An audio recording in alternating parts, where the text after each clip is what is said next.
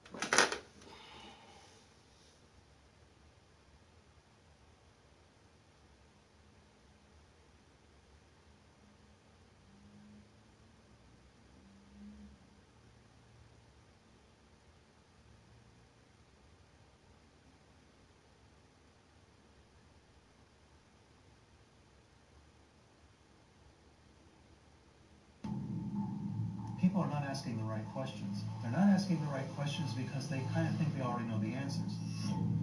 Technology is being used that we would never believe was possible.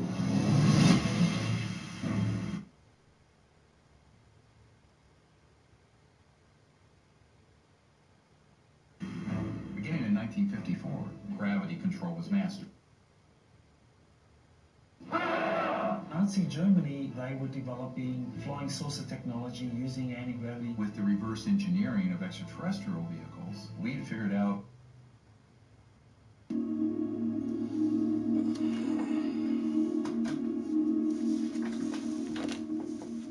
Yo, yo. What's good?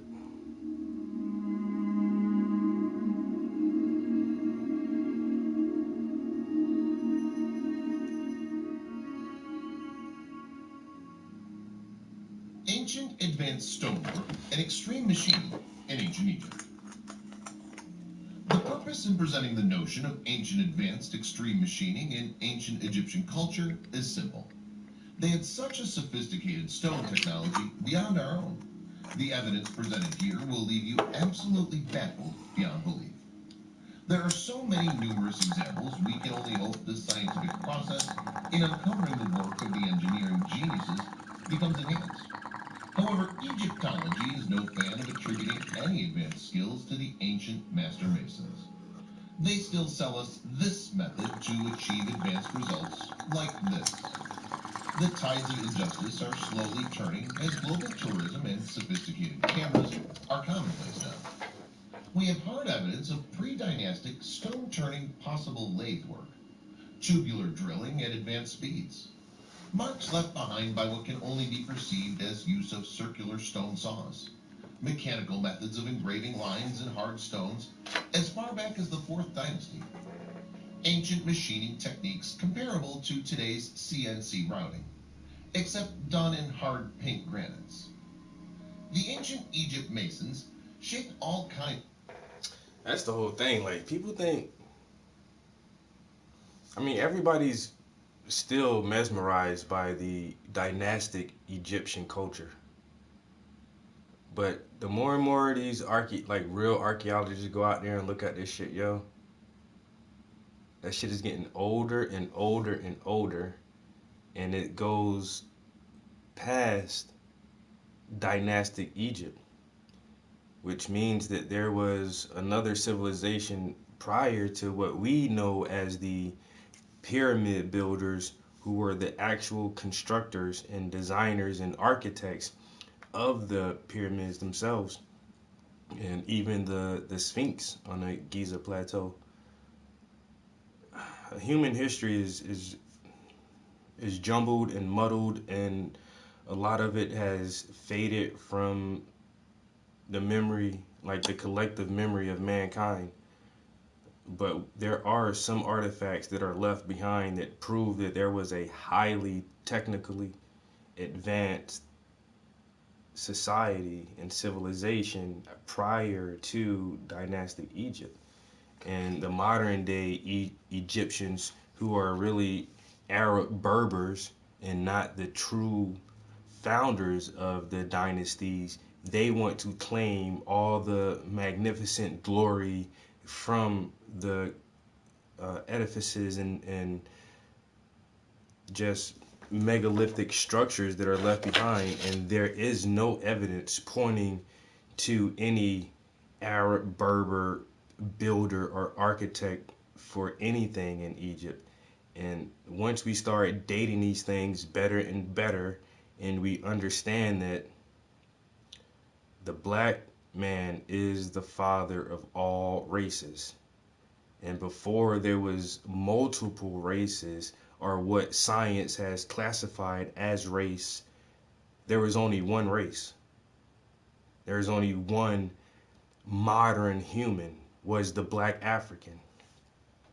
And they are the originators of astrology, mathematics, science, spirituality, medicine, architecture, art, music. And Robert Bauval's book, Black Genesis, it gives a very detailed archaeological history of the Giza Plateau, and there's only one way to figure it, is that black Africans were the true builders of those structures. Tyson, what's good, bro? I'm sitting up here listening to some stuff about did ancient cultures have machining capabilities, and when you look at some of the artifacts that they left behind, even some of the larger statues, some of their sarcophagi and vases that they left were too precise and too smooth to have been worked with just hand tools. And people who have been able to examine these artifacts up close and personal will look at these things and say, this piece had to be created by a machine, and there's no other way around it. And we just can't figure out what type of machines these people had to actually create the things that they did, or what type of architecture and building structures that they utilized to construct their megaliths. Just don't know. But we got Wi-Fi and satellite and spaceships and, you know, all this stuff, and International Space Station and touchscreen this and touchscreen that. But we can't figure out how some ancient people stack blocks on top of each other. That shit is crazy. Seems like we're getting smarter, but not really. Because right now we're not building anything that will last 1,000 years, 2,000 years, 4,000, 5,000 years. Name something in life right now that in modern times, modern man has created and erected that will last for 5,000 years. Not a lot of shit. Can't really think of a lot of stuff. You know, one of the newest, oldest structures that has lasted for a long time is the Great Wall of China. And that's crumbling in many sections and has been repaired countless times over the centuries. But like, there's not a lot of things that we are currently making that we know will be here in 5,000 years. Unlike, once again, these megalithic structures that these ancient people assembled somehow, and we can still see these motherfuckers 5,000 years later. And the dates are getting older. Some people are saying they're 10, 12,000 years old. But we still consider ourselves more intelligent than our predecessors because we have we've mastered electricity and shit like that, but we can't stack blocks together as good as they did.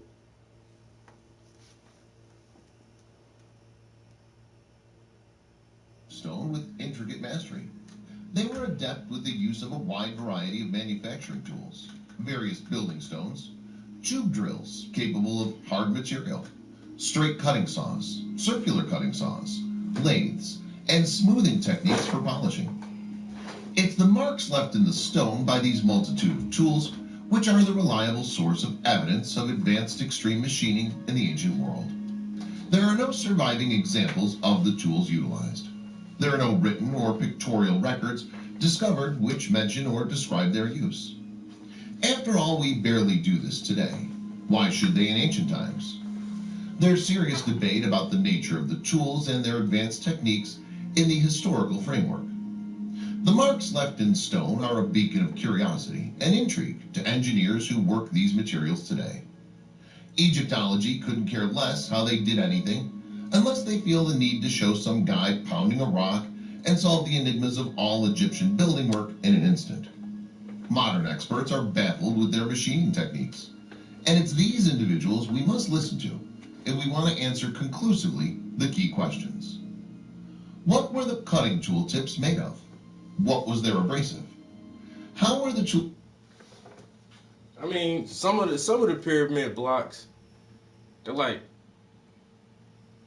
what, 9, 10 tons? And we can move blocks like that. Nowadays, I mean, we have major cranes that can move that. But why? It's so hard. Like, we could do it, but it would be like, I mean, to move the blocks would be one. Now, to assemble it the way that the pyramids are assembled with diagonal shafts that point to certain stars, like, now that's I don't think we can do that shit. Moving blocks, we can do that. It'd be a fucking struggle. And we would have to have a whole cruiser motherfucker operating some big ass fucking cranes to move one block at a time. But it would be difficult for us. And they did it that way because obviously it was easy for them. When we build stone buildings, we build manageable stones. That's why bricks are but so big. If you want a nice brick house, we utilize bricks that are easy to work with, so that we don't have to crane in shit. And that's just common sense. Let's do something we want it to last, we want it to be secure, but we want it to be easy to build. And so for us, like I say, manageable stones. For the ancients, even though the scale of their construction was enormous, it was obviously easy for them. Whatever mechanical processes, whatever techniques they used, it wasn't hard. They figured it out, and we're gonna build our shit with fucking 10-ton blocks because we fucking can. And it's gonna be big as shit. And the footprint is 13 acres or some shit like that. Just to even measure that shit out in a square and get that shit centered to true north. That shit boggles the mind. How do you have this building aligned with true north? But we smarter now though. We lost a lot of knowledge. That ain't no just saying, bro. That's hard facts. Like I say, we can look at this shit and it boggles the mind. Like, we don't understand. We got hypotheses and theories, and people have done all kind of physical experiments to see how can you, but we don't know how these motherfuckers did that shit, yo. And when you look at the unfinished obelisk, and you can see the construction of an obelisk that was halted more than midway through, and you can see the kind of marks that are left in the stone, and you look at that shit like, what the fuck did they use to make that mark? It's like a ice cream scooper. You know how when you scoop ice cream, it leaves that little dip in it, and when you look at the rock, it's like it was just scooped out, like somebody just scooped that shit out. What the fuck can you use to do that? To make the rock have scoop marks in it, like you just scooped it away. You didn't chisel it, you didn't pound it, you didn't fucking blow it up, you just kind of scoop granite. Like, how did you do that? And to have marble sarcophagi polished so smooth that it's a mirror. You can see your reflection in this stone, in a piece of stone. You can see your reflection in that shit. That's how smooth that shit was polished.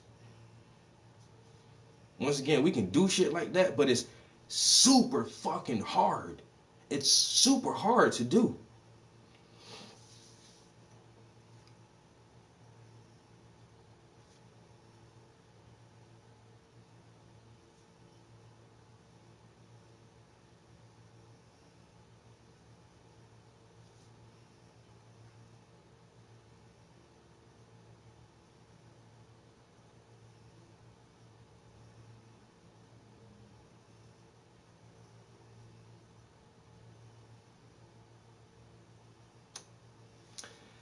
Yeah, and people say, oh, well, they pull the sleds and they wet the ground in front of them, but still, reducing the friction and making it easier to pull, you still pulling a 10-ton block. And pulling it is one thing. The quarry is over 5 miles away. Okay, pulling it is one thing. Now stack them. The pyramid is what, like fucking 15 stories high or some shit. Stack that shit. Now how they do that? Oh, well, they used a ramp system and this, like, if you use a ramp system, then the fucking base of the pyramid would have to be like 5 times as big as the pyramid to fucking get all the shit up there, and then you would have to destroy the ramp. Like, nothing makes sense. All the theories, and it's like you can debunk almost any way that they say, oh, they did it this way, oh, they did it that way, and then, you know, dragging things across the desert sand. But when you look at the Sphinx enclosure, they're dating the Sphinx at approximately 12,000 years old. 12,000 years ago, the Giza Plateau wasn't a desert. It was a green land. And it wasn't all sand 12,000 years ago. The desert is like 8,000 years old. 7 or 8,000 years old. It was green and lush at one time, and that's the true period where all this major construction was going on. And that civilization that erected the Giza Plateau, they existed, expanded, and went out before the deserts took over. That's how old that shit is.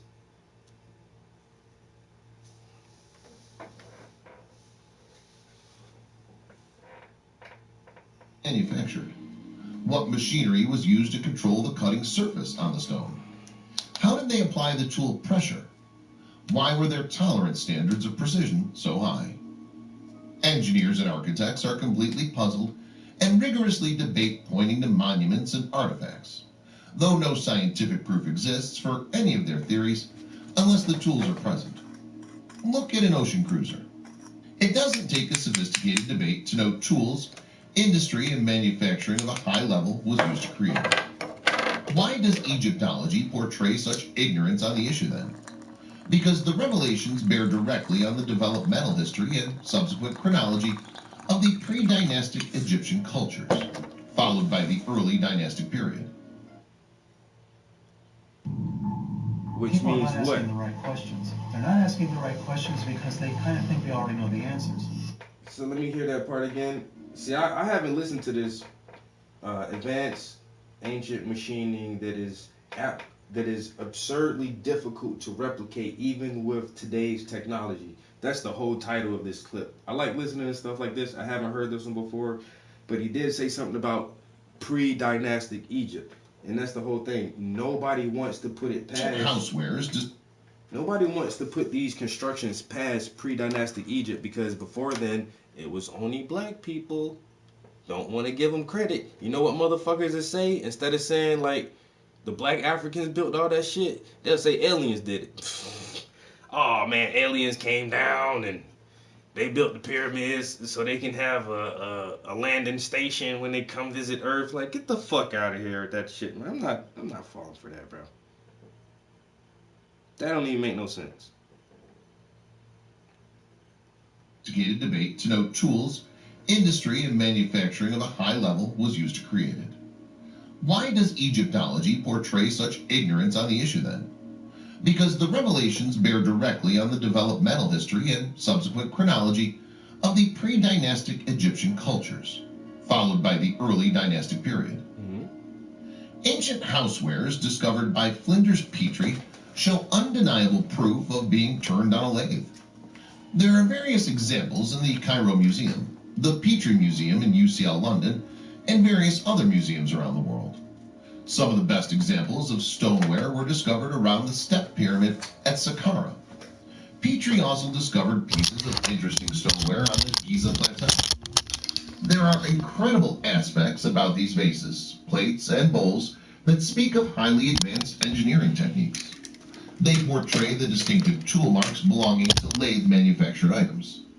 This is easily visible in the center of the bowls or plates, where the angle of the cut changes rapidly. The stoneware in question is left with a very clean, narrow, and almost perfectly circular line made, a clear indication of the tip of the cutting tool. These stoneware masterpieces, comprising of dishes, platters, are some of the finest ever found, and they're right there from the earliest period of ancient Egyptian civilization. They're made from a variety of materials. Seemingly the choice of material to be cut was irrelevant, as they went from soft alabaster all the way up the hardness scale to extremely hard granite.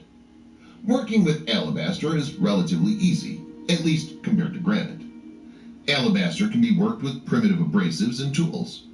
The sophisticated workings in granite are an entirely different matter and indicate a level of skill we're not aware of today and can only be considered advanced technology. Flinders Petrie was quoted on this issue saying, "The lathe appears to have been as familiar an instrument in the 4th dynasty as it is in the modern workshops." Stonework as sophisticated as these examples are not found in any later era, leaving many to think the skill was lost, or that they were heirlooms from a different epoch or culture. There's also the case of delicate vases being made of very brittle schist, somewhat like a flint. And yet they're polished, finished, and turned to flawless thin edges, an incredible feat of engineering and craftsmanship. Many bowls are turned and hollowed out with primitive abrasives and tools. These sophisticated workings in granite are an entirely different matter and indicate a level of skill we're not aware of today and can only be considered advanced technology. Flinders Petrie was quoted on this issue saying, "The lathe appears to have been as familiar an instrument in the 4th dynasty as it is in the Them motherfuckers carving stonework as stone sophisticated as faces. these examples are not found in any later era, leaving many to think the skill was lost or that they were heirlooms from a different epoch or culture. There's also the case of delicate vases being made of very brittle schist, somewhat like a flint, and yet they're polished, finished, and turned to flawless thin edges, an incredible feat of engineering and craftsmanship. Many bowls are turned and hollowed out with thin necks and have a symmetrical wall thickness without any noticeable errors. Let us not understate that these items were made by an ancient machinist. To produce this in clay would be outstanding. To see it in granite is simply incredible. There are many pieces turned out of granite, porphyry, or basalt, all fully hollowed with decorative narrow undercut openings. The most remarkable of these have long necks. The fact remains we cannot replicate these artifacts today with techniques, crafts, or machinery. But before we feel any ineptitude of craftsmanship, Egyptology comes to the rescue with copper chisels and stone pounders. The tri-lobed schist disc of Sabu is a complete mystery and masterpiece. Some 24 inches in diameter, bizarre structure with extremely thin pieces turned out of schist. The large plate has a central hub some 3 inches in diameter. The outside rim, which in 3 areas spaced evenly around the perimeter, is flared towards the central hub. If there was ever a case for advanced ancient stoneworking, this is it. It's made from a very fragile material called metasiltstone.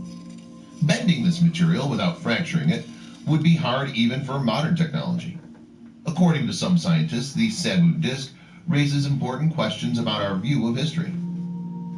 What was the purpose of this mysterious disc? Why on earth would ancient Egyptians create such an intricate object? 5,000 years ago, people were not supposed to possess the necessary tools to work material like this. Why would ancient Egyptians go to all this effort to create the disc if it didn't have a specific purpose? The Sabu disc is the subject of wild speculations as a result from everything involving rotating energy to acoustic knowledge. There were not just a few of these stoneware items. Apparently there were thousands discovered around the Step Pyramid. The Step Pyramid is considered the oldest stone pyramid in Egypt.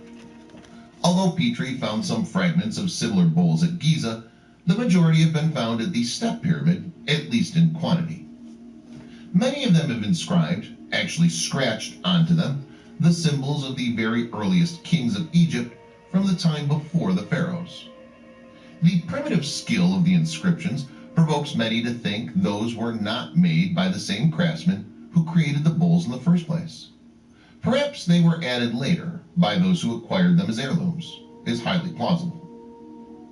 Who made these objects? Why? How? Where? And when? What happened to the master craftsmen? The advanced tubular drilling techniques. W.M. Flinders Petrie is by far an essential reading source on anything to do with tubular drilling in ancient Egypt.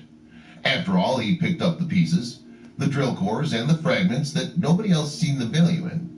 In 1883, he wrote the following words: "These tubular drills vary in thickness from 1/4 inch to 5 inches in diameter, and from 1/30 to 1/5 inch thick. The smallest hole yet found in granite is 2-inch diameter. There is a still larger example, where a platform of limestone rock has been dressed down by cutting it away with tube drills about 18 inches in diameter. The circular grooves occasionally intersecting prove that it was done merely to remove the rock."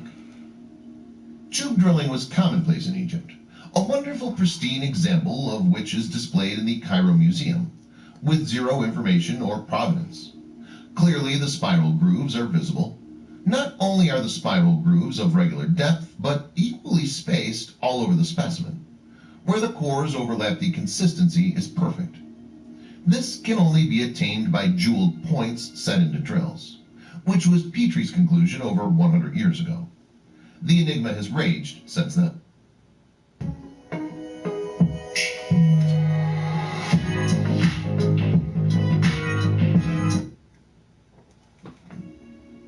The most famous example of tube drilling by the ancient builders is the sarcophagus in the King's Chamber of the Great Pyramid. A tube drill mark was left on the top inside of the box with some extra polishing to cover it up. If you go to the King's Chamber, you can still see it if you examine the box. Looking at the radius of the cut in the King's Chamber box, less than 2 inches, it's rather obvious that in this one piece alone, the masons made thousands of holes several inches deep. The experts who did this had mastered completely the principles of drilling in any material, soft or hard, wood, stone, or metal, and could have drilled virtually any naturally occurring material on this planet. Things get interesting when we find holes drilled in granite, and we even have some of the drill core remnants. This can be seen in the overhead door lintels of the granite-lined Valley Temple near the Sphinx, and at Abu Gharaib. Most of the doorways in the temple still show evidence of tube drilling one way or another. Perhaps the holes were used to place long vertical rotating shafts on which the doors were hung, somewhat like hinges. There's a primitive version of tube drilling that can be achieved with a bamboo drill bit, a bow saw, and sand. However, achieving this method in granite is certainly not easy by any standards. Tube drilling is a highly specialized method that just wouldn't develop without the need for a large hole. These holes are the evidence of a highly advanced technology, and certainly not developed but for many easier purposes. Generations of development over many projects, over hundreds of years. When you get this far in the psychology of our ancient builders, you further realize none of this happened without mining and metallurgy. Bit manufacturing, generations of experience with grinding materials, rotational manufacturing techniques, the wheel and all that goes with it. What was the dedication or motivation for this developmental procedure? And is there an archaeological record in pre-dynastic and Old Kingdom Egypt pertaining to advanced ancient stone cutting techniques? Black basalt saw marks on the Giza Plateau and the King's Chamber. There are black basalt paving stones on the east side of the Great Pyramid at Giza. Most people walk over them, never realizing them, probably busy looking up at the Great Pyramid. These basalt pavers are irregular in thickness and often rounded on the bottom side. They were placed on top of blocks of limestone which had previously been fitted to the underbelly bedrock. Amazingly, the basalt blocks were cut to level in situ after they'd been put in place on the ground. The edges are so crisp and parallel. The quality of this work indicates that the blade was held completely steady. Apparently, cutting basalt was not so slow and arduous that extra cuts like these would have been avoided as being an unnecessary waste of time. There are several places where overcuts like these can be seen. They show no trace of the wobbling cuts that might be expected of a long hand-pulled blade as it starts into hard material. That may be because these cuts were made as the blade was coming out of a cut above it, and it was held firmly in place by the rock above it.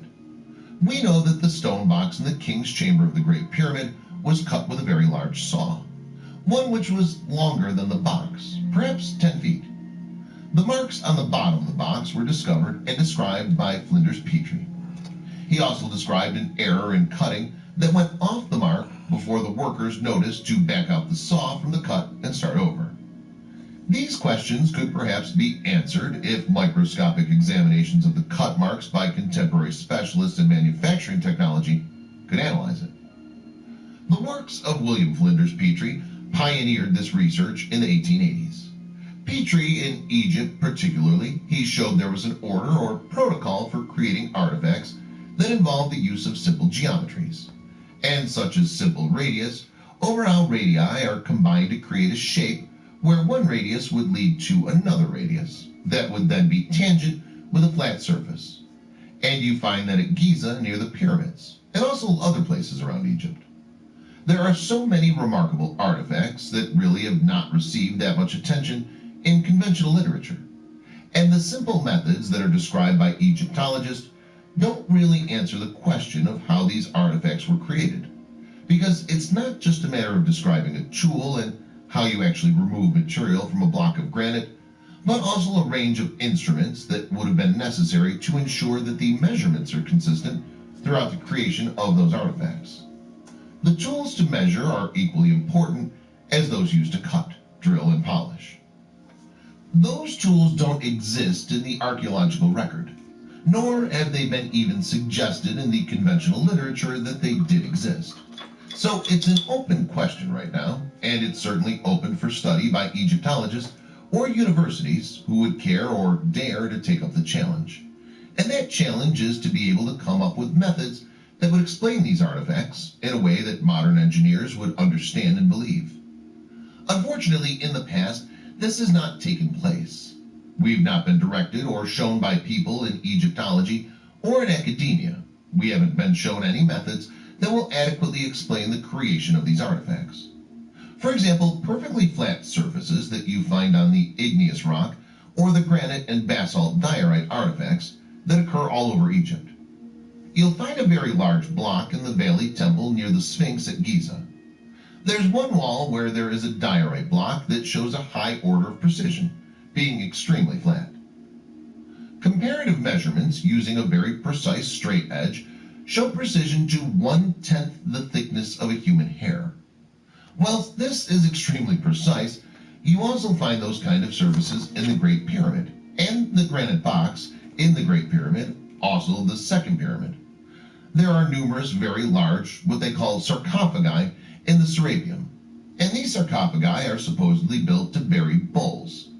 But the precision and the size of these boxes that seem to indicate a much higher purpose. One that would serve a technological purpose, rather than just for a funeral. Because on the inside of the boxes, you not only find very precise, flat surfaces, but also the corners where one surface meets another are extremely square. Also, the wall of the inside of the box where it meets the lid is extremely square. The fact that these artifacts and work materials exist has not been adequately explained in the literature we're trying to understand to really come to grips with. Egyptology isn't trying to come to grips with anything, even how we will create these artifacts today, because it would really stretch our capabilities to make these artifacts, particularly the ones in the Serapeum.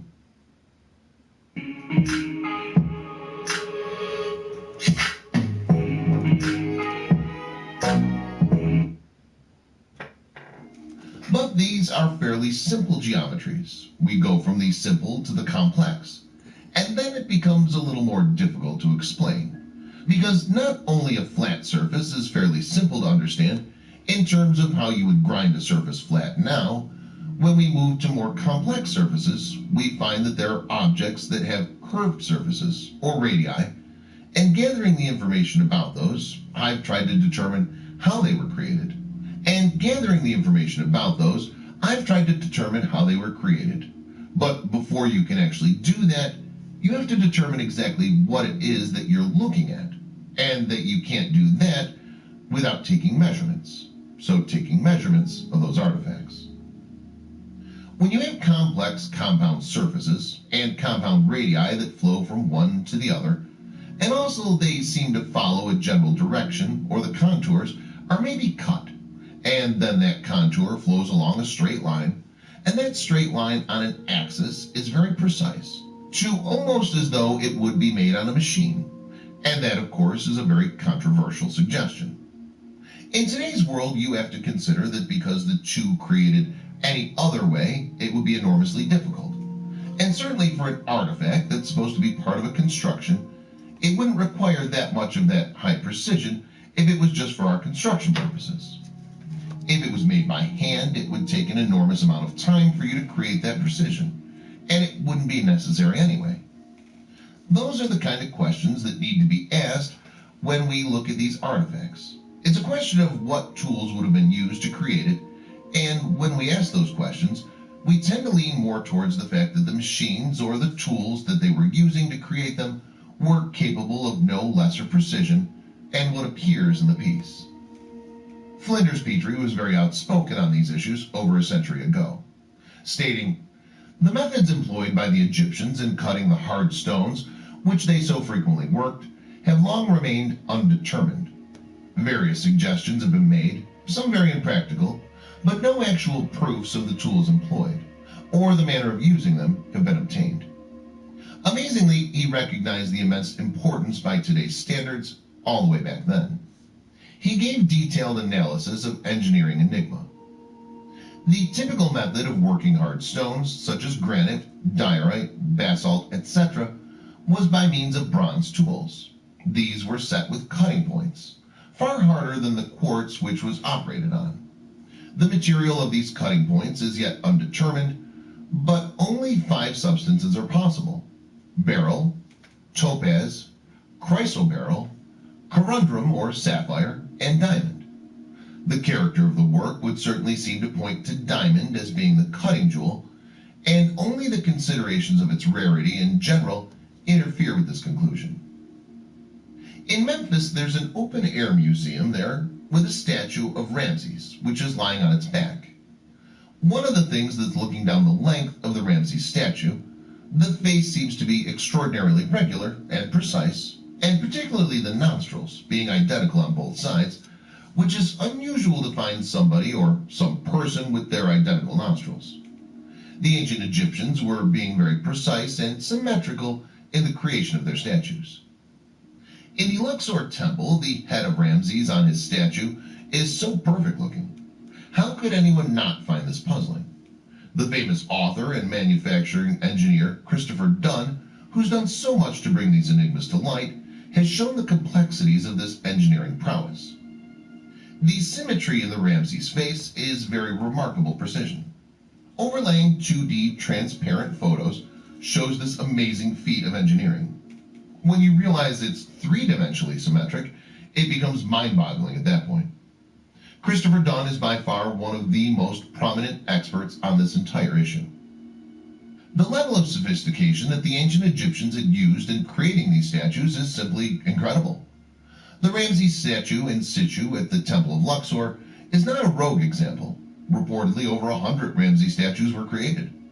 Another famous one is in the British Museum, and it's in the exact same condition of precision and symmetry.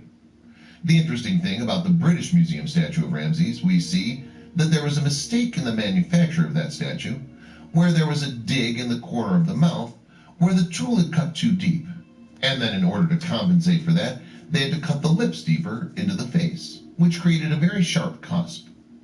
Human hands really didn't have much control over, because they did not have to do those mistakes by hand. Again, we return to Flinders Petrie's analysis for insight. Many nations are in the habit of cutting hard materials by means of a soft substance, as copper, wood, horn, etc., with a hard powder applied to it. The powder sticks in the basis employed, and this being scraped over the stone to be cut so it wears away. Many persons have therefore very readily assumed, as I myself did at first, that this method must necessarily have been used by the Egyptians, and that it would suffice to produce all the examples now collected. Such, however, is far from being the case, though no doubt in alabaster, in other soft stones this method was employed. Let us take a moment to recap what we do know, what we can ascertain or accept from what we know. They had tube drills with drill bits and the necessary machinery to hold them in place and apply rotational torque. They had saws that could cut granite with ease and precision, producing amazing symmetry. They had the ability to work the hardest of rocks, and more often preferred to do so. In addition, they applied their techniques finishing granite in situ, after a block had been placed in a wall or on the surface of a pyramid, which literally boggles the mind. They had the ability to cut, level, and polish granite to a sophisticated degree of perfection. They had lathe machinery that would turn and polish granite, schist, basalt, etc. in ways we've not duplicated in our modern society. They cut extremely accurate parallel limestone joints with such a remarkable flatness over huge surface areas, some 35 square feet or more, a technique they'd mastered before creating the casing of the Great Pyramid at Giza. They had the knowledge and technology to repeatedly lift, maneuver, and delicately place enormous weights of stone at various heights. They had the motivation and means to quarry and move millions of stone blocks. They had the administrative skill to foresee multi-generational works, all that they require for a very long planning and project continuity, whilst maintaining the commitment of many generations of craftsmen, from apprenticeship through retirement of the workforce. Putting it this way, the pyramid builders of ancient Egypt have achieved the implementation of the largest, most ambitious, and vast long-term engineering construction program in the history of mankind, by a long shot. Flinders Petrie never could satisfy his curiosity over the working of quartz, saying that the Egyptians were acquainted with a cutting jewel far harder than quartz, and that they used this jewel as a sharp-pointed graver, is put beyond doubt by the diorite bowls with inscriptions of the 4th dynasty, of which I found fragments at Giza, as well as the scratches on polished granite of Ptolemaic age at San. The hieroglyphs are incised, with a very free cutting point. They're not scraped or ground out, but are plowed through the diorite, with rough edges to the line. As the lines are only 1/150th of an inch wide, the figures being about 0.2 long, it's evidence that the cutting point must have been much harder than quartz, and tough enough not to splinter when so fine an edge was being employed, probably only 1/200th of an inch wide. Parallel lines are graved only 1/30th of an inch apart from the center to center. People are not asking the right questions. They're not asking the right questions because they kind of think they already know the answer. Dendera Temple provides the same baffling discoveries with respect to ancient stone cutting techniques and advanced machining in the ancient world. Just like the Luxor Temple, the consistency and repetition in geometries in the Dendera Temple are revealed when we study the Hypostyle Hall. This impressive structure, as you can enter the temple, contains 24 columns each, about 90 meters high, and they have a capital on the top, which is 4-sided capital with 4 phases of the goddess Hathor. The capital columns in this Hypostyle Hall are all in alignment with each other in a very surprising and precise way. When we look at the geometric features of the capitals, even the ears of Hathor seem to be in alignment. There are many complex geometric elements at play with various overlapping ellipses, and this repeats on each face of the 4-sided columns. To imagine constructing this hallway with all these columns and capitals, when we consider that the height to which these capitals were placed, and the potential for error and communication of error, how were they able to precisely align each of those features? Also, what we find is that the capitals are not in one piece. They were made in several pieces, and the builders were able to detect the split lines, were able to determine where those split lines were, then very precisely put it all together. The whole temple was manufactured very precisely before being erected and put into place for assembly. Egyptologists profess, at least on site at Dendera anyhow, to how this remarkable complex feat was achieved. As laughable as the following theory is, it's perpetrated repeatedly with zero knowledge of manufacturing procedures and blatant disregard for the evidence in front of them. Allegedly, the builders brought up rough blocks and mud ramps, placing the blocks on top of one another, and then starting at the top and shipping the material away, removing the sand or mud as they got lower and lower and lower, basically finishing their work on the way down. What that evidence really shows you is that is not the case. Everything was made perfectly well by hand and then assembled. Considering the extraordinary amount of work that went into creating the Dendera Temple, it's hard to imagine the preposterous scenario where primitive tools created such a marvelous wonder of craftsmanship. One of the biggest mysteries in Egyptology is if the textbooks on what tools were employed by the ancient Egyptians in the thousands of years that the ancient Egyptian civilization existed, some 3,000 years, you can follow the development of tools from the beginning of that civilization to the end. And we start out using copper chisels, stone balls, stone chisels, wooden mallets, and then 3,000 years later, we're using the same thing. Yet, if you look at the extraordinary sophistication and genius of the ancient Egyptian artifacts and temples, to think that those engineers were still not advanced in their stone tools in thousands of years, or did not improve their techniques, it's counterintuitive to even consider it all. We must ask the question where the tools are. We know that they existed, and that we just haven't found them yet. We know that they had engineers. We know that they had craftsmen. We can't deny that, and engineers don't just function that way. They'll make improvements to their processes in any generation. In any part of you that have people with engineering lines, they'll continually improve their tools, sometimes very rapidly, but certainly over a 3,000-year period. Producing the level of work they did, something is obviously missing.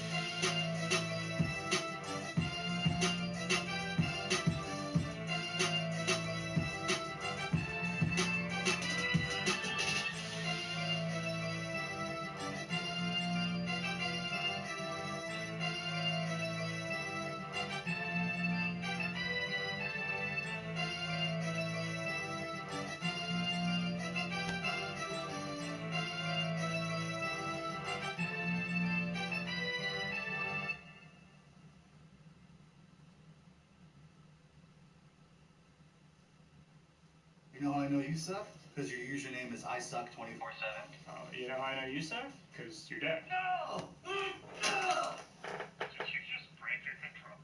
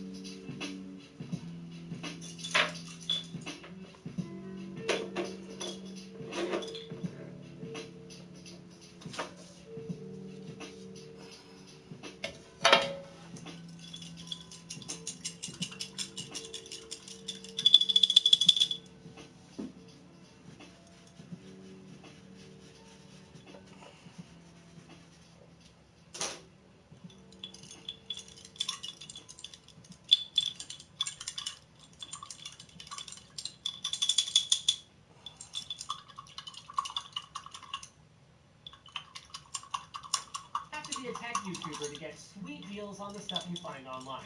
You just need to install Honey. If you don't already know, Honey is a free browser extension that's available on Chrome, Firefox, Safari, just about everywhere. When you get to the checkout, Honey automatically searches for the best, most up-to-date coupon codes and then just applies them to your card. You don't have to do a thing. You just save money. A bunch of us use it here, and no joke, together we have saved thousands. And that's because Honey works on over 20,000 sites, including Amazon, Newegg, Best Buy, GameStop, eBay, AliExpress, and more. Because Honey gets paid by sites, it's always free for you. Like, actually free, not like selling all your personal data free. It takes 2 clicks to install and has over 100,000 5-star reviews. And because they don't charge you anything or sell your data, there's no reason not to use Honey. That is, unless you hate money.